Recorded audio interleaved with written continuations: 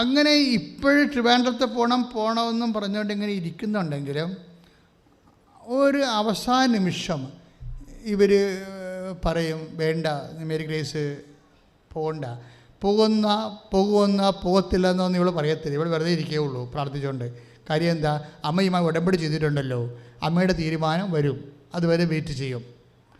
എന്നിട്ട് ഇവിടെ പറയും, നീ പോകണ്ട, നീ ആലപ്പുഴ തന്നെ പോയാൽ മതി എന്ന് പറയും. കണ്ട ഒരു വിഷയം കണ്ട, അവസാനം വരെ നിൽക്കുകയാണ്, പരീക്ഷണങ്ങളെ അതിജീവിക്കുകയാണ് ശരിക്കും. ഇതിൻ്റെ ഇടയ്ക്ക് സംസാരമില്ല. മേരി ഗ്രേസ് സംസാരിക്കണില്ലല്ലോ ഇതിൻ്റെ ഇടയ്ക്ക്. നമ്മൾ എന്താ ചെയ്യണമെന്ന് വെച്ച് കഴിഞ്ഞാൽ ഒരു കേസ് ഹിസ്റ്ററി പരിശോധിക്കുകയാണ്. പറഞ്ഞാൽ മനസ്സിലായില്ലേ? കേസ് ഹിസ്റ്ററി എന്ന് പറയുന്നത് എന്താണ്? ഉടമ്പടിയുടെ ഒരു സാക്ഷ്യം. ഉടമ്പടിയുടെ ഒരു സാക്ഷ്യം നമ്മൾ എന്ത് ചെയ്യണം? സാക്ഷ്യം ധ്യാനിക്കാൻ ബൈബിൾ പറയും. അങ്ങനെ ബൈബിൾ പറയുന്നുണ്ട് സാക്ഷ്യം ധ്യാനിക്കണമെന്ന്. ഒന്ന് ശ്രുതികട്ടെ മക്കളെ. യേശു സ്വസ്ഥം. ഹല്ലേലൂയ. 119:27 നോക്കുക. സങ്കീർത്തനം 119:27. അങ്ങയുടെ പ്രമാണങ്ങൾ നിർദ്ദേശിക്കുന്ന വഴി എനിക്ക് കാണിച്ചു തരണമേ. അങ്ങയുടെ പ്രമാണങ്ങൾ നിർദ്ദേശിക്കുന്ന വഴി എനിക്ക് കാണിച്ചു തരണമേ. ഞാൻ അങ്ങയുടെ അത്ഭുത കൃത്യങ്ങളെ പറ്റി ധ്യാനിക്കും. Praise the Lord. ഇതാണ് സംഭവം. അതന്നെ ഉടമ്പടി എന്ന് പറയണത്. ഉടമ്പടി എന്ന് പറയണത് അതാണ്. കാര്യം എന്താണ്? കർത്താവ് പറഞ്ഞ കാര്യങ്ങൾ നിർവഹിച്ചു കൊള്ളാമെന്ന് പറയണതാ. അങ്ങയുടെ പ്രമാണങ്ങൾ പറഞ്ഞേ, നിർദ്ദേശിക്കുന്ന വഴി എനിക്ക് കാണിച്ചു തരണമേ. അപ്പോൾ എന്ത് സംഭവിക്കുന്ന പറയണത്? പ്രമാണങ്ങൾ നിർദ്ദേശിക്കുന്ന വഴി അവൻ പറയണ പോലെ ചെയ്യുക എന്നായി പറയണത്. കർത്താവിൻ്റെ കൽപ്പനകൾ പാലിക്കുക. അതാണ് സങ്കീർത്തനം 119:27. ഒന്ന് പറഞ്ഞ്, അങ്ങയുടെ പ്രമാണങ്ങൾ നിർദ്ദേശിക്കുന്ന വഴി എനിക്ക് കാണിച്ചു തരണമേ. അപ്പോൾ എന്ത് സംഭവിക്കും? ഞാൻ അങ്ങയുടെ അത്ഭുത കൃത്യങ്ങളെക്കുറിച്ച്, ഉടമ്പടിയും സാക്ഷ്യമായിട്ടാണ് ബന്ധപ്പെട്ടിരിക്കുന്നത്. അങ്ങയുടെ പ്രമാണങ്ങൾ നിർദ്ദേശിക്കുന്ന വഴികളെക്കുറിച്ചാണ് ഉടമ്പടി സംസാരിക്കുന്നത്. അങ്ങയുടെ പ്രമാണങ്ങൾ നിർദ്ദേശിക്കുന്ന വഴി എനിക്ക് കാണിച്ചു തരണമേ. ഉടമ്പടിയുടെ വഴികളെക്കുറിച്ചാണ് ഞാനിപ്പോൾ നിങ്ങളോട് സംസാരിച്ചത്. മേരി ഗ്രേസ് അവസാന നിമിഷം വരെ മിണ്ടത്തില്ല, അവസാന നിമിഷം വരെ ഫൈറ്റ് ചെയ്യത്തില്ല. എനിക്ക് കുഞ്ഞുണ്ടെന്നും പറഞ്ഞുകൊണ്ട് ബാർഗെയിൻ ചെയ്യത്തില്ല. എൻ്റെ മാതാപിതാക്കന്മാർ പ്രായമുള്ളവരാണെന്ന് പറയത്തില്ല. പിന്നീട് കാര്യം എന്താണ്? അവൾക്ക് ജോലിയില്ല, ഉള്ള ജോലി അവൾക്ക് വേണേൽ ചെയ്യാം, അല്ലെങ്കിൽ ചെയ്യണ്ട. നമുക്ക് പറ്റരുതെങ്കിൽ അവൾ വീട്ടിൽ രാജിവെച്ച് പോകാം, വേറെ ആൾക്കാരകത്ത് കയറും. അതുകൊണ്ട് അവർക്കവിടെ ക്ലെയിമൊന്നുമില്ല. ക്ലെയിമില്ലാത്ത വ്യക്തി നിശബ്ദമായിട്ടിരിക്കുക. പക്ഷെ എന്താ? നിശബ്ദമായിട്ടിരിക്കുമ്പോൾ ദൈവമാണ് ഇനി അവൾക്ക് വേണ്ടി ശബ്ദം ഉയർത്തേണ്ടത്. അതിന് നമുക്ക് എന്താ വേണ്ട? വിശ്വാസം. അതുകൊണ്ട് മേരി ഗ്രേസ് അവസാനം വരെ ഇരിക്കും. അവസാനം ഇറങ്ങിപ്പോരാൻ നേരത്ത് പറയും, മേരി ഗ്രേസ് സാരമില്ല, നീ ട്രിവാൻഡ്രത്ത് പോയിക്കൊള്ളാൻ പറയും. അതാണ് അവരുടെ സാക്ഷ്യം. അങ്ങയുടെ പ്രമാണങ്ങൾ നിർദ്ദേശിക്കുന്ന വഴി പറഞ്ഞേ, അങ്ങയുടെ പ്രമാണങ്ങൾ നിർദ്ദേശിക്കുന്ന വഴി എനിക്ക് കാണിച്ചു തരണമേ. അപ്പോൾ എന്ത് സംഭവിക്കും? ഉടമ്പടിയുടെ വഴികൾ കാണിച്ചു തരുമ്പോൾ എന്ത് സംഭവിക്കും? സാക്ഷ്യങ്ങൾ ഉണ്ടാകും. അതുകൊണ്ടാണ് പറയണത് സങ്കീർത്തനം 119:27. അങ്ങയുടെ പ്രമാണങ്ങൾ നിർദ്ദേശിക്കുന്ന വഴി പറഞ്ഞേ, അങ്ങയുടെ പ്രമാണങ്ങൾ നിർദ്ദേശിക്കുന്ന വഴി എനിക്ക് കാണിച്ചു തരണമേ. ഞാൻ അങ്ങയുടെ അത്ഭുത കൃത്യങ്ങളെ കുറിച്ച് ധ്യാനിക്കും. ഉടമ്പടിയിൽ വരണ എന്താണ്? സാക്ഷ്യങ്ങളല്ലേ വരണത്. സാക്ഷ്യങ്ങൾ എന്തിനുള്ളതാണെന്ന് ബൈബിൾ പറയണത്? ധ്യാനിക്കാനുള്ളതാണ്. അതുകൊണ്ടാണ് ഞാൻ ഈ സാക്ഷ്യങ്ങൾ എടുക്കണ. ഇടയ്ക്ക് ഓരോരോ കേസ് ഹിസ്റ്ററി എടുക്കണില്ലേ? അതിലെന്താ സംഭവിച്ചെന്ന് പറഞ്ഞ കാര്യം എന്താണ്? ഉടമ്പടിയിൽ വരുന്നത് സാക്ഷ്യങ്ങളാണ്. സാക്ഷ്യങ്ങൾ എന്തിനുള്ളതാണ്? സഭ ധ്യാനിക്കാനുള്ളതാണ്. സാക്ഷ്യങ്ങൾ ധ്യാനിച്ച് കഴിയുമ്പോൾ ആ സാക്ഷ്യങ്ങളിലേക്ക് ആ വ്യക്തി എത്തിച്ചേർന്നിട്ടുള്ള വഴികളുണ്ട്. അതാണ് അങ്ങയുടെ പ്രമാണങ്ങൾ നിർദ്ദേശിക്കുന്ന വഴി. ആ സാക്ഷ്യങ്ങളിലേക്ക് എത്തിച്ചേരണത് ഓരോരുത്തരും ഓരോ രീതിയിലല്ലേ. ആ സാക്ഷ്യങ്ങളിലേക്ക് എത്തിച്ചേരണം നമ്മൾ. അപ്പം അതിന് കഴിഞ്ഞ ദിവസങ്ങളിൽ ഞാൻ ഒരു വിഷയം പറഞ്ഞില്ലേ, അവർക്ക് പേടിയാണെന്ന് പറഞ്ഞില്ലേ, ലില്ലിക്കുട്ടി അല്ലേ, ലില്ലിക്കുട്ടി. അവർക്ക് 26 ദിവസം കൊല്ലമായിട്ട് അവർക്ക് മാനസിക രോഗമോ പിശാച് ബാധയോ എന്തോ. പക്ഷേ എന്താണ്, 26 കൊല്ലം മെഡിസിൻ എടുക്കുകയാണേ. അവർക്ക് തിരക്കാനും ചോദിക്കാനും ആ ബന്ധുക്കളും സ്വന്തപ്പെട്ടവരുള്ളവരുണ്ട്. അല്ലെങ്കിൽ ചെമ്പരത്തി പൂ ചെയ്തു വെച്ചുകൊണ്ട് അങ്ങോട്ടും ഇങ്ങോട്ടും നടക്കേണ്ടി വന്നതിനാണ്. ആ ഒരു ഡ്രാസ്റ്റിക് കണ്ടീഷനാണ്. ഈ ഡ്രാസ്റ്റിക് കണ്ടീഷനിൽ നിന്ന് വ്യക്തി തിരിച്ചു തന്നെ വരവ് കണ്ടില്ലേ? എന്താണ് അവർക്ക് ആ പിന്നിൽ നിന്ന് ആ സ്വരം കേൾക്കും. എന്താണ്? ഈ ഉടമ്പടി കാശുരം എടുത്തുകൊണ്ട് നീ കഴുത്തിൽ ധരിക്കുക. അത് ജ്ഞാപകമായി ധരിക്കാൻ ഇപ്പോൾ പറഞ്ഞാലല്ലോ. ഉടമ്പടി തുടങ്ങിയ കാലത്ത് ദൈവം പറഞ്ഞതല്ലേ, ഞാൻ നിനക്ക് തരുന്ന ജ്ഞാപകം നീ കഴുത്തിൽ ധരിക്കണം, അല്ലെങ്കിൽ നെറ്റിയിൽ പട്ട പോലെ ചാർത്തണം. എന്തിനാണ്? കാരണം hear O Israel, the Lord your God is one Lord and you shall love your all God with all your heart. നിൻ്റെ പൂർണ്ണമായ മനസ്സോടുകൂടി ദൈവത്തെ സ്നേഹിക്കുക. ഉടമ്പടി എന്തിനുള്ളതാണ്? പൂർണ്ണമായ മനസ്സോടുകൂടി ദൈവത്തെ സ്നേഹിക്കാനുള്ളതാണ്. ഉടമ്പടി എടുക്കുന്ന വ്യക്തി ശ്രദ്ധിക്കണം. നിങ്ങൾ പൂർണ്ണമായ മനസ്സോടുകൂടി ദൈവത്തെ സ്നേഹിക്കണം. അല്ല, ഒരു കല്യാണം വന്ന് ആ ചെറുക്കൻ എനിക്കിഷ്ടമായിരുന്നു, അവൻ ആ കല്യാണം അവസാനം പോയി, ആരാണ്ടൊക്കെ ഏഷണി പറഞ്ഞ് പോയതാണ്, ഇനി ഞാൻ ഒരു പരിപാടിക്കും വരരുത്, ഇനി ആരുടെ എന്നെ മുമ്പ് വിളിച്ചേക്കതെന്ന് പറഞ്ഞിട്ട് ഇവളിങ്ങനെ ഈ വയറ്റത്തിൽ കുത്തുകൊണ്ട പാമ്പിനെ പോലെ കട്ടിലേ പോയി ചുരുണ്ട് കിടക്കുകയാണ്. ശരിക്കും പറഞ്ഞാൽ ഉടമ്പടി പൂർണ്ണമായിട്ട് പാലിക്കുന്ന ആളാണ് അല്ല. അതാണ് പ്രശ്നം. എപ്പോഴും നമ്മൾ ശ്രദ്ധിക്കണം. എനിക്ക് ശരിക്കും പറഞ്ഞാൽ പച്ചമലയാളത്തിൽ പറഞ്ഞാൽ ഉടമ്പടിയെ ഉഴപ്പണവരുടെ പുച്ഛമാണ്. എന്താ കാര്യം എന്നറിയാമോ? അവർക്ക് ദൈവത്തെ അറിയത്തില്ല. അവർ വേറെ എന്തോ ഏടാകൂടത്തിനിവിടെ വന്നിരിക്കുന്നതാണ്. നിങ്ങളൊരു കാര്യം മനസ്സിലാക്കണം. നിങ്ങൾ ഉടമ്പടി ചെയ്യണത് ഒരു വ്യക്തിയോടെന്ന് വെച്ചാൽ ആ വ്യക്തി നീ ചത്താലും ചാകാതെ നിൽക്കണം നിത്യനായ ദൈവത്തോടാണ് നീ ഉടമ്പടി ചെയ്യണത്. അവന് ഏത് സമയത്ത് വേണം നിൻ്റെ വിഷയം സെറ്റ് ചെയ്യാൻ പറ്റും. എന്നോട് കല്യാണം വീണ് പോയെന്ന് പറഞ്ഞപ്പോൾ ഞാൻ പറഞ്ഞു, പോട്ടടി, നിൻ്റെ കല്യാണം, നിൻ്റെ ചെറുക്കൻ വേറെ വരുന്നുണ്ടെന്ന് പറയും. അതല്ല നിൻ്റെ ചെറുക്കൻ. ഇവളെന്നാ വെച്ച് കഴിഞ്ഞാൽ ഇടയ്ക്ക് ഇപ്പോഴീ മൊബൈലൊക്കെ ഉള്ള കാരണമേ അല്പം ചെറുക്കൻ ഇഷ്ടപ്പെട്ടെന്ന് കണ്ടു കഴിഞ്ഞാൽ പിന്നെ നമ്പർ വാങ്ങിച്ച് പിന്നെ ചീറ്റായി പിന്നെ ഉറക്കമില്ല, പിന്നെ കട്ടിലൊക്കെ വന്ന് കിടന്നുകൊണ്ട് ഓരോ മെസ്സേജ് പിടിക്കുകയാണ്, ഹായ് ഹൂ എന്നൊക്കെ പറഞ്ഞുകൊണ്ട് വെറുതെ പ്രാന്ത് നിനക്ക് തലക്കെട്ടിലടിക്കാൻ ബസ് പിടിച്ച് ഇങ്ങനെ. അതായത് ദൈവത്തെ പിന്നെ മാറ്റി നിർത്തി. പിന്നെ ഉടമ്പടിയുമില്ല, പ്രാർത്ഥനയുമില്ല, അവർക്ക് പ്രത്യക്ഷയുടെ പ്രാർത്ഥനയില്ല, ഇവനുമായിട്ട് കമന്റ് കിടത്തുന്നത് ചാറ്റാണ്. ദൈവത്തെ മാറ്റി കിടത്തിയപ്പോഴുണ്ട് ആ സാധനം പെട്ടുപോയി. നിങ്ങൾ എന്ത് അനുഗ്രഹം കിട്ടിയാലും ജോലി കിട്ടിയാലും ചില ആൾക്കാർക്ക് ഒരു പൊട്ടത്തരമുണ്ട്, അവരപ്പം ദൈവത്തെ മറക്കും. അനുഗ്രഹം ഒന്ന് കയ്യിലിട്ടാൽ മതി, അപ്പം തന്നെ അവർ പിന്നെ പഴയ ആൾക്കാരായി മാറും. ഇത് ദൈവത്തിന് അറിയാവേ. അത് ചുമ്മാ വയറ്റിപ്പഴപ്പ് കയ്യാങ്കളിക്ക് വന്നിരിക്കണമെന്ന് കർത്താവിനറിയാം. എന്തെങ്കിലും ഒരു അനുഗ്രഹം കിട്ടിയാൽ പിന്നെ ഞങ്ങളുടെ നാട്ടിലൊക്കെ ഒരു ചെല്ലുണ്ട്, മണ്ണാങ്കഴി വഴിക്ക് മാമയില്ലെന്ന്. ആ വഴിക്ക് പിന്നെ പോകത്തില്ല, കർത്താവിൻ്റെ അടുത്ത് വഴി ഉപേക്ഷിക്കും, പിന്നെ നിൻ്റെ പഴയ സ്വഭാവം കാണിക്കും. ഇത് കർത്താവിന് നേരത്തെ അറിയാം. അതാണ് കുഴപ്പം. നീ എന്തെങ്കിലും ഉടായ്പ കാണിക്കാൻ പോകുന്നുണ്ടോ? നീ രക്ഷപ്പെട്ട് ജോലി കിട്ടി ഇവിടെ നിന്ന് ചാടിക്കഴിഞ്ഞാൽ പിന്നെ അപ്പനെയും വേണ്ട, അമ്മനെയും വേണ്ട, ആങ്ങളെയും വേണ്ട, ആരെയും വേണ്ട. നീ നിൻ്റെ ലോകത്തേക്ക് പോയി നിൻ്റെ ആത്മാവിനെ പോലും നഷ്ടപ്പെടുത്തും. ആത്മാവിനെ നഷ്ടപ്പെടുത്തുന്നതിനൊക്കെ പെൺപിള്ളേർക്ക് അല്ലെങ്കിൽ ആൺപിള്ളേർക്ക് ഇക്കാലങ്ങളിൽ വലിയ ഒരു സങ്കടമോ പേടിയോ ഒന്നും ഇല്ലല്ലോ, രക്ഷപ്പെട്ട്. കാര്യം എന്താണ്? നരകത്തിൻ്റെ വിറകൊള്ളി എന്ന് പറഞ്ഞ സാധനമല്ലേ ഇത്. എന്ന് ആത്മാവിന് നഷ്ടപ്പെടുന്നത്. അതായത് സ്വന്തം കമിതാവ് ഏത് വിശ്വാസി ആയാലും കുഴപ്പമില്ല, അവന് ബോഡി എല്ലാ അവയവങ്ങളും ഉണ്ടെങ്കിൽ ഇവിടെ ഒക്കെയാണ്. അവിടെയാണ് പ്രശ്നം വരുന്നത്. ഈ ബോഡി അവയവങ്ങളും മുഖമൊക്കെ ഈ സാധനമൊക്കെ കുറച്ചുമ്പോൾ പോവുകയെ. നിങ്ങൾ ഇതൊന്നും പോകാത്ത ഒരാളിൻ്റെ അടുത്താണ് നിങ്ങൾ ഉടമ്പടി ചെയ്യണത്. നിങ്ങൾ ഉടമ്പടി ചെയ്യുമ്പോൾ ദൈവം ഗോഡ് എലോൺ എന്ന് പറഞ്ഞ് ഉടമ്പടി, കർത്താവേ എന്ത് നഷ്ടപ്പെട്ടാലും എന്നെ സമയത്ത് ഏറ്റവും വലിയ നഷ്ടം നിന്നെ നഷ്ടപ്പെടുന്നതാണെന്ന് പറയാനുള്ള ചങ്കൂറ്റമുള്ളവർക്ക് ഉടമ്പടിയുടെ ഒന്നാമത്തെ സാക്ഷികളായി മാറും. അല്ല, ഉടമ്പടി കഴിയുമ്പോൾ ഈ ഉടമ്പടി വച്ചിരിക്കുന്ന കാര്യങ്ങൾ ചില അപ്പന്മാർക്ക് അവസാനമാണ് ബോധം വരത്തുള്ളൂ. ചില അപ്പന്മാർക്ക്, ചില പിള്ളേരൊക്കെ ഈ കുഞ്ഞ് നിക്കിട്ടുകൊണ്ട് നടക്കുന്ന പ്രായമില്ലേ, അപ്പം അപ്പനെ കാണുമ്പോഴൊക്കെ ഈ നമ്മൾ അപ്പൻ്റെ ടൗണിൽ നിന്നൊക്കെ വരുമ്പോൾ കുഞ്ഞുങ്ങൾ ചാടിക്കൊണ്ട് തുള്ളിക്കൊണ്ട് ചെല്ലത്തില്ല. അമ്മയുടെ മടിയിരിക്കുവേ. അമ്മയുടെ മടിയിരിക്കണ ആ 1.5 വയസ്സ് 2 വയസ്സുകാരി അപ്പനെ അടുക്കള ഗേറ്റിക്കെ കാണുമ്പോൾ തന്നെ ചാടിക്കൊണ്ട് ചെല്ലും. എന്നിട്ട് മക്കളെ വാരി അങ്ങ് ആ മനുഷ്യൻ എടുത്തു എന്ന് ഉയർത്തും. ഈ മനുഷ്യൻ്റെ പൊട്ടനാണ്. അയാൾ വിചാരിച്ചിരിക്കുന്ന അയാളോടുള്ള ഭയങ്കര പണ്ടാര സ്നേഹമാണ്, ഭാര്യയേക്കാൾ കുഞ്ഞിന് എന്നോടാണ് സ്നേഹം എന്നൊക്കെ പറഞ്ഞാണ്ട് വലിച്ചു പൊക്കണത്. ആ വലിച്ചു പൊക്കി താഴെ വെക്കും, പിന്നെ കൊച്ചിനെ കാണത്തില്ല. എന്താ കാര്യം? അപ്പൻ്റെ കയ്യിലുള്ള പൊതി അടിച്ചുകൊണ്ട് ആ കൊച്ചു പോയി കളഞ്ഞു. അപ്പൻ്റെ കയ്യിലെ പൊതി കണ്ടുകൊണ്ടാണ് ചാട്ടം ചാടണത്. പൊതി കൈ കിട്ടിയ പിന്നെ അപ്പന് വേണ്ടല്ല. ദൈവത്തോടുള്ള പല അണ്ണന്മാരുടെ നിലപാട് അതാണ്. ദൈവത്തെ ഈ ഉടമ്പടി പ്രകാരം ദൈവതിരുസന്നിധിയിൽ നിങ്ങൾക്ക് കിട്ടാനുള്ള സാധനം കിട്ടിക്കഴിഞ്ഞാൽ പിന്നെ ഒരൊറ്റ മുങ്ങലാണ്. പിന്നെ ഈ ദൈവതിരുസന്നിധി വന്നെങ്കിൽ അടുത്ത പ്രശ്നം ഉണ്ടാകണം.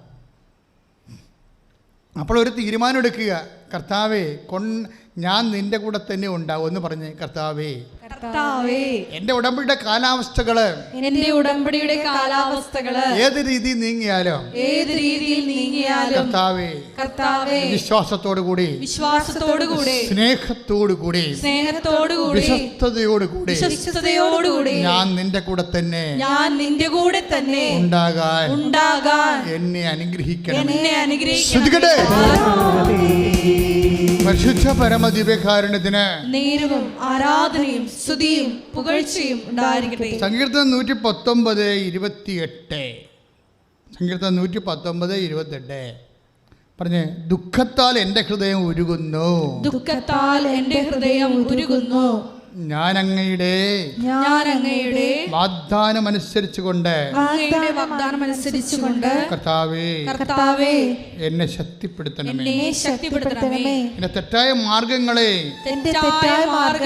എന്നിൽ നിന്ന് അകറ്റണമേ. കാരുണ്യപൂർവം എന്നെ നിയമം പഠിപ്പിക്കണമേ. ഞാൻ വിശ്വസ്തതയുടെ മാർഗം തിരഞ്ഞെടുത്തിരിക്കുന്നു. അങ്ങയുടെ ശാസനങ്ങൾ എല്ലാം എന്റെ കൺമുമ്പിലുണ്ട്. ഉടമ്പടിയുടെ മാർഗമാണ് വിശ്വസ്തയുടെ മാർഗം എന്ന് പറയുന്നത്. 119:30 ഞാൻ വിശ്വസ്തയുടെ മാർഗം തിരഞ്ഞെടുത്തിരിക്കുന്നു. എൻ്റെ കരൾ ഉരുകുന്നു, പക്ഷെ വാഗ്ദാനത്താൽ നീ എന്നെ ശക്തിപ്പെടുത്തണമേ. കാര്യം ഉടമ്പടി വർക്ക് ചെയ്യണ വാഗ്ദാനത്തിലാണ്.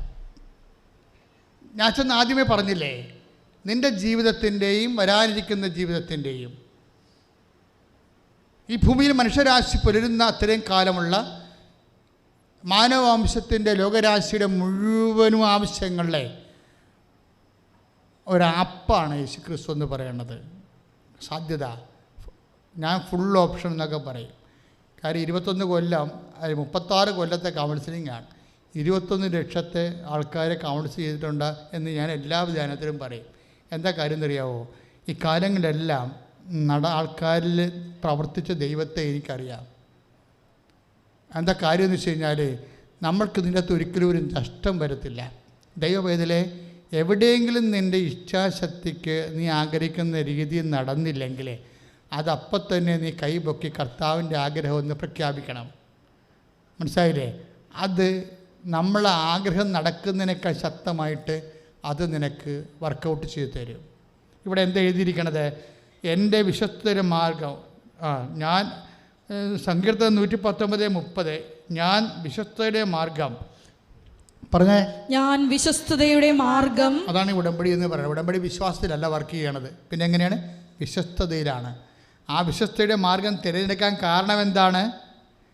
അതായത് ദുഃഖത്താൽ എൻ്റെ ഹൃദയം ഉരുകുന്നു. ഓരോരോ വിഷയമില്ലേ, ദുഃഖത്താൽ ഉരുകുന്നു. പിന്നെന്താ പറയണത്? അങ്ങയുടെ വാഗ്ദാനം അനുസരിച്ച് എന്നെ ശക്തിപ്പെടുത്തണമേ. കാര്യം മനുഷ്യന് വാഗ്ദാനം കിട്ടാൻ ദൈവം എല്ലാം വാഗ്ദാനത്തിൻ്റെ രീതിയിലല്ലേ ഓഫർ ചെയ്തിരിക്കുന്നത്. നമ്മുടെ വീട്, ജോലി, വിവാഹം, പ്രൊമോഷൻ, PR, നമ്മുടെ എല്ലാ നിയമ പരീക്ഷകളും, അതുപോലെ തന്നെ മനുഷ്യൻ്റെ എല്ലാ മെയിൻ്റനൻസ് വിഷയങ്ങളെല്ലാം ദൈവം വാഗ്ദാനത്തിൻ്റെ രീതിയിലാണ് ഓഫർ ചെയ്തിരിക്കുന്നത്. അല്ല, നമുക്ക് 1 ലക്ഷത്തി ഒരു ഈ ഭൂമി ജീവിക്കാൻ പോകുന്ന മനുഷ്യൻ ഇപ്പം തന്നെ 800-1000 കോടിയുണ്ട്. ഈ കോടികൾക്കെല്ലാം 10,000 കോടി ആവശ്യങ്ങളാണ് ഉള്ളത്. ആ ഓരോ ആവശ്യങ്ങൾക്കും ഓരോരോ പ്രാർത്ഥനയല്ല, ദൈവം ഇതെല്ലാം കൺസൈസ് ചെയ്ത് വാഗ്ദാനമാക്കിയിരിക്കാൻ, പ്രോമിസാക്കിയിരിക്കാൻ. അത് രണ്ടായിട്ട് ദൈവം തിരിക്കും. പ്രോമിസിന് എന്താണ്?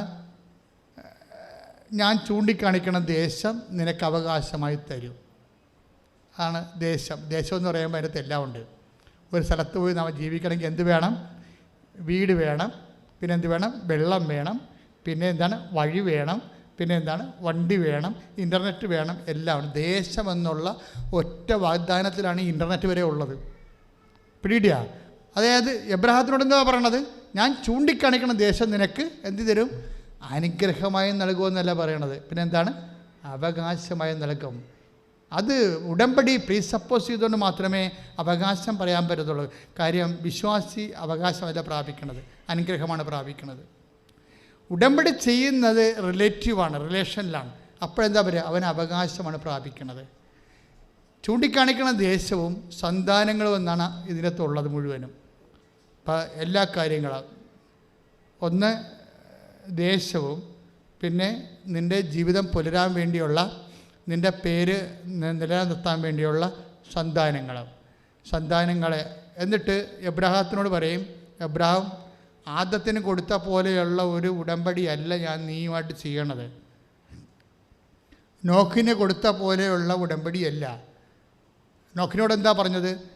നീ പെരുകി ഭൂമിയെ കീഴടക്കാൻ പറഞ്ഞു. നോക്കിന് കൊടുത്ത ഒരു വാഗ്ദാനം അതാണ്, നീ പെരുകി ഭൂമിയെ കീഴടക്കാൻ. 9 ഉൽപ്പത്തി പുസ്തകത്തിൻ്റെ. അതായത് നീ നോക്ക് എല്ലാം നശിച്ചു പോയില്ലായിരുന്നു, പ്രളയം വന്ന് എല്ലാം നശിച്ചില്ലേ? നിങ്ങൾ ഓർക്കണം, ഇവിടുത്തെ സാക്ഷ്യങ്ങൾ കേട്ടാൽ നിങ്ങൾക്ക് മനസ്സിലാവും. 1 കോടി കടം, 2 കോടി കടം, ബിസിനസ് പൂട്ടി തകർന്ന്, കൂടെ നിൽക്കണം വഞ്ചിച്ചു, പറ്റിച്ചു, എൻ്റെ ജീവിത പങ്കാളി അവസ്ഥ ഇട്ടച്ചും പോയി എന്നൊക്കെ പറഞ്ഞ് നിലയും വിളിച്ച ആൾക്കാർ ഉടമ്പടി എടുക്കണത്. എന്നിട്ട് ഇവർ കണ്ണുനീരോടെ ഇങ്ങനെ വിതച്ചിട്ട് പോകും.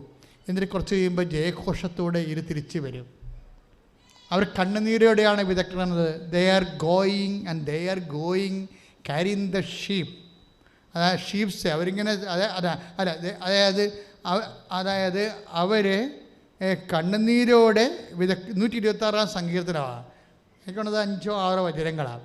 126 സങ്കീർത്തനം. അവർ കണ്ണുനീരോടെ വിതക്കുന്നവൻ എപ്പോഴും കണ്ണീരോടാണ് വിതക്കുന്നത്. പക്ഷേ കൊയ്യണ സന്തോഷത്തോടെ കൊയ്യും. അവർ സാക്ഷ്യം വരെ 126:5 അതാണ്. കണ്ണീരോടെ വിതയ്ക്കുന്നവർ ആനന്ദഘോഷത്തോടെ കൊയ്യട്ടെ. കണ്ണീരോടെ വിതക്കുന്നവരെ ആനന്ദഘോഷത്തോടെ കൊയ്യട്ടെ. അതിക്ക് മുമ്പൊരു വചനമുണ്ട്, വിത്ത് ചുമന്നുകൊണ്ട് വിലാപത്തോടെ വിതയ്ക്കാൻ പോകുന്നവൻ കറ്റ ചുമന്നുകൊണ്ട് ആഹ്ലാദത്തോടെ വീട്ടിലേക്ക് മടങ്ങും. ഇതാണ് ഉടമ്പടി സംഭവിക്കുന്നത്. ഇവിടെ വരണത് കണ്ണീരോടെയാണ് വരണത്. ഇവിടെ വരണത് എന്താണ്? കണ്ണീരോടെയാണ്. കഴിഞ്ഞ ദിവസങ്ങളിലൊരു സാക്ഷ്യം എന്താ? വണ്ടി ഇടിച്ച് 2 വിരൽ പോയി, ചതഞ്ഞു പോയി. ഇറച്ചി കഷ്ണം ചെറുത് തൂങ്ങിക്കിടപ്പുണ്ട്. വിരലിൻ്റെ സംഭവമൊന്നുമില്ല. അപ്പോൾ അവൻ കല്യാണം കഴിച്ചിട്ടില്ല, ചെറുപ്പക്കാരനാണ്. അപ്പോൾ വിരലിൽ പോയെന്ന് അവന് മനസ്സിലാക്കുമ്പോൾ അമ്മയോട് പറഞ്ഞു, അമ്മേ പെണ്ണ് കിട്ടത്തില്ല, ജോലിയും കിട്ടത്തില്ല, ഞാൻ തിരിവായി പോയെന്ന് പറയാം. എല്ലാം തീർന്നെന്നാണ് വിചാരിക്കണേ. എല്ലാം തീർന്നു. അപ്പോൾ കണ്ണീരല്ലേ? അപ്പോൾ അത് കണ്ണീരല്ലേ? വണ്ടി ഇടിച്ചതിൻ്റെ വിരൽ, ചെറുപ്പക്കാരൻ്റെ വിരൽ 2 ചതഞ്ഞു പോയെന്നല്ലേ, വിരലില്ല, അത്രയും ഭയങ്കര ഇടിയായിപ്പോയി. എന്നിട്ട് ഇവർ അമ്മ വന്ന് ഉടമ്പടി ചെയ്യും. ഉടമ്പടി ചെയ്യുമ്പോൾ എന്താ സംഭവം എന്ന് വെച്ചാൽ, ഉടമ്പടിയിലൊരു വാഗ്ദാനമുണ്ട്. അത് ഇതിൻ്റെ അകത്തുണ്ടത്. 126:4 ഒന്ന് വായിച്ചേ. നെഗേബിലെ ജലപ്രവാഹങ്ങളെ എന്ന പോലെ ഒന്ന് പറഞ്ഞ. നെഗേബിലെ ജലപ്രവാഹങ്ങളെ എന്നതുപോലെ കർത്താവേ ഞങ്ങളുടെ ഐശ്വര്യം പുനഃസ്ഥാപിക്കണമേ. അപ്പം നെഗേബിലെ കാര്യം വെച്ച് കഴിഞ്ഞാൽ അവർ കണ്ണീരിലാണ് പോയി വിതക്കണത്. വിതക്കണ സമയത്ത് അവിടെ മഴ ഉണ്ടാകത്തില്ല. ബാർലിയാണ് നെഗേബിൽ വിതക്കണത്. ഈ സങ്കീർത്തനം പഠിക്കാൻ വലിയ രസമാണ്. നമ്മൾ പറയണ സാധ്യത അത് അതിൻ്റെ അന്തർധാരകൾ അറിയുമ്പോഴാണ് നമുക്ക് ആത്മഹർഷം ഉണ്ടാവും. നെഗേബിൽ എന്ന് പറയുന്നത് ഇങ്ങനെ വിണ്ടുകീറി കിടക്കും. 11 മാസം വിണ്ടുകീറി കിടക്കും. എന്നിട്ട് മഴയൊന്നുമില്ല. ഇത് ഈ ജോർദാൻ്റെ തെക്ക് പടിഞ്ഞാറ് അറ്റമാണിത്. ജോർദാൻ രാജ്യത്തിൻ്റെ തെക്ക് പടിഞ്ഞാറ് അറ്റം ആണ് ഈ നെഗേബ് എന്ന് പറയുന്നത്. ചെങ്കടലിൻ്റെ ഒരു മൂലയാണ്. പക്ഷെ മഴ പെയ്യത്തില്ല. പക്ഷേ എന്നിട്ട് ഈ വിണ്ട് കീറിക്കൊണ്ട് ഭൂമി കിടക്കും. എന്നിട്ട് ഈ കർഷകൻ എന്ത് ചെയ്യും? ഒരു മഴയും ഇല്ലെങ്കിലും ഇവിടെ കൊണ്ടുപോയി വിതച്ചും പോവും, ബാർലി വിതക്കും. അതാണ് ആ സങ്കീർത്തനം പറയണത്. കണ്ണുനീരോടെ വിതക്കുന്നവൻ, കണ്ണുനീരോടെയാണ് വിതക്കണത്, മഴയില്ലല്ലോ. പക്ഷേ കുറച്ച് കഴിയുമ്പോൾ ഇവർ ജയഘോഷത്തോടെ കൊയ്യും. എന്താ കാര്യം എന്നറിയാമോ? ഇവിടെ മഴയില്ലെങ്കിലും വടക്ക് ഇസ്രയേലിൽ മഴ പെയ്യുമ്പോൾ ആ വെള്ളം ഇങ്ങോട്ട് ഇറങ്ങി വരും. ഇവിടെ മഴ ഉണ്ടാകത്തില്ല നെഗേബിൽ. പക്ഷേ ഇസ്രയേലിൽ വടക്കല്ലേ മഴ പെയ്താൽ ഭൂമി ഇങ്ങനെ ചെരിഞ്ഞ് കിടക്കുന്ന കാരണം നമ്മുടെ ഭൂമിയെ പോലെയാണ്. ഇടുക്കി മഴ പെയ്താൽ ആലപ്പുഴ വരത്തില്ലേ, ഇങ്ങനെ ചെരിഞ്ഞ് കിടക്കുകയല്ലേ. അതുപോലെ തന്നെയാണ് നെഗേബിൻ്റെ അവസ്ഥ. വടക്ക് മഴ പെയ്യുമ്പോൾ ഇവൻ ഇതിൻ്റെ അകത്ത് തിരിച്ച് വരും. പക്ഷേ അത് മഴയില്ലാത്ത സമയത്ത് വിതച്ചിരിക്കുന്ന സ്ഥലം അപ്പോൾ ആ വിത്ത് ഈ മഴ വെള്ളം വരുന്ന സമയത്ത് അത് കിളുത്ത് വരും. ഇത് മിനിമം വെള്ളത്തിലാണ് ആ സംഭവം കായ്ച്ചു വരണത്. അതാണ് അവൻ പറയണത്, നെഗേബിലെ നീർച്ചാലുകൾ എന്ന പോലെ ഞങ്ങളുടെ ഐശ്വര്യം പുനഃസ്ഥാപിക്കണമേ. കാര്യം അവർ വിതച്ചത് അരാജകത്വത്തിലാണ് വിതച്ചിരിക്കണത്. വിണ്ടുകീറി വെള്ളമില്ലാത്ത സമയത്താണ് വിതക്കണത്. ഈ 2 വിരല് പോകുന്നത് കണ്ണുനീരോടെയാണ് അത് വിതക്കണത്. ഉടമ്പടി കൊണ്ടുവരുന്ന സാധനം എല്ലാം ഇങ്ങനെയാണ്. നിങ്ങളുടെ മുമ്പിൽ മഴ കാണുന്നില്ല, കാറ്റും കാണുന്നില്ല. രാജാക്കന്മാർ 3:15 ഒരു വചനമുണ്ട്, കാറ്റില്ല മഴയില്ല, അരുവിത്തടങ്ങൾ വെള്ളം കൊണ്ട് നിറഞ്ഞെന്ന്. ഇത് ബൈബിളിൽ സംഭവിക്കുന്ന കാര്യങ്ങളാണ് മനുഷ്യൻ്റെ ജീവിതത്തിലും. നമ്മൾ മുമ്പിൽ നോക്കുമ്പോൾ നമ്മൾ രക്ഷപ്പെടാൻ മാർഗ്ഗം. ഡോക്ടർ പറയും ഇതിന് ഇറച്ചി കഷ്ണം പോലും ഇല്ലല്ലോ, പിന്നെ ഇതെങ്ങനെയാണ് വിരൽ വെച്ച് പിടിപ്പിക്കുന്നത്? അപ്പോൾ ഡോക്ടറിനോട് ഇവർ പറയും, അമ്മ പറയും, അവൻ ചെറുപ്പക്കാരൻ എൻ്റെ ഡോക്ടറെ, എന്ത് ചെയ്യും, ഈ വിരലില്ലാതെ ഇങ്ങനെ നടക്കാൻ പറ്റുമോ? അപ്പോൾ ഡോക്ടർ പറയും നമുക്ക് വിരൽ വെച്ച് പിടിപ്പിക്കാം. കാലൊക്കെ വെച്ച് പിടിപ്പിച്ച ഒരാൾ കഴിഞ്ഞ ദിവസം വന്നിട്ടുണ്ടായിരുന്നു ഇവിടെ. കാല് വെച്ച് വിടും, കാലിൻ്റെ പാദം അറ്റുപോയിട്ട് വേറൊരു പാദം ഉണ്ടാക്കി വെച്ചിട്ട് വിട്ടിരിക്കണത്. അപ്പോൾ അതുപോലെ ചെയ്യാമെന്ന് പറയും. പക്ഷേ ഈ അമ്മ വന്നിട്ട് ഉടമ്പടി ചെയ്യും. ഉടമ്പടി ചെയ്തിട്ട് രണ്ടാമത് ഉടമ്പടി ചെയ്തതോടുകൂടി പരിശുദ്ധ അമ്മ ഈ സംഭവം ഏറ്റെടുക്കും. കാര്യം അതാണ് ഒരു വിഷയം. അത് നിങ്ങളൊരു വിഷയം തന്നെയാണ്. ഉടമ്പടി ചെയ്യാൻ പോകുന്ന ആൾക്കാർ മനസ്സിലാക്കണം, അതൊരു വിഷയമാണ്. വെച്ചാൽ ഇവരുടെ ഓപ്പറേഷൻ ചെയ്യുമ്പോൾ ഈ വിരൽ പോയി, എന്നിട്ട് ഒരു ഉടമ്പടി ചെയ്ത് കഴിയുമ്പോൾ ഡോക്ടർ പറയും നമുക്ക് റീ ഓപ്പറേഷൻ ചെയ്യാമെന്ന് പറയും. അപ്പോഴേ എന്താ പറയണത്, ഈ അമ്മ പറയണത്, അമ്മേ ഓപ്പറേഷൻ തിയേറ്ററിലാകുമ്പോൾ നീ രണ്ടാമത്തെ ഓപ്പറേഷന് നീ ചെല്ലണം, കാരണം വിരൽ നീ വെച്ച് കൊടുക്കണം. കാര്യം എന്താണ്, ഒരു ഓഫറിങ് ഇല്ലേ, ഉടമ്പടിയിൽ ഒരു വാഗ്ദാനമുണ്ടല്ലോ. അതല്ല ഇയാൾ പറയണത്. എന്താ പറയണത്, ദുഃഖത്താൽ എൻ്റെ ഹൃദയം ഉരുകുന്നു. 28:119 സങ്കീർത്തനം. ഒന്ന് പറഞ്ഞ ദുഃഖത്താൽ എന്റെ ഹൃദയം ഉരുകുന്നു, അങ്ങയുടെ വാഗ്ദാനം അനുസരിച്ചുകൊണ്ട് എന്നെ ശക്തിപ്പെടുത്തണമേ. ഇപ്പം എനിക്ക് ദുഃഖമുണ്ടെങ്കിലും എനിക്കെന്താണ്, വാഗ്ദാനമുണ്ട് അങ്ങയുടെ വാഗ്ദാനം എന്താണ്, I will come with you, ശക്തനും ധീരനുമായിരിക്കുക. വിരല് പോയാലും തല പോയാലും ദൈവത്തിൻ്റെ വചനം പറയും വാഗ്ദാനം എന്താണ്, ശക്തനും. അത് ജോഷുവ കൊടുത്തല്ലേ 1:9, ശക്തനും ധീരനുമായിരിക്കുക. എന്താണ്, ശക്തനും ധീരനുമായിരിക്കുക, ഞാൻ നിന്നോടൊപ്പം വരും. അപ്പോൾ അത് വാഗ്ദാനമല്ലേ. അപ്പോൾ ഈ അമ്മ പ്രാർത്ഥിച്ചു, അമ്മ വാഗ്ദാന പ്രകാരം ഓപ്പറേഷൻ തിയേറ്ററിൽ ഉണ്ടാകണമെന്ന് പറഞ്ഞു. അതാണ് വിഷയം, വാഗ്ദാന പ്രകാരം. എന്നിട്ട് ഇവർ പറയണ എന്താ സംഭവം, ഇവർ ഈ മനസ്സിൽ ഓർത്തതേ ഉള്ളൂ. എന്നിട്ട് ഇവർ ദർശനത്തിൽ സ്വപ്നത്തിൽ കാണും ഓപ്പറേഷൻ തിയേറ്ററിൽ അമ്മ നിൽക്കണത്.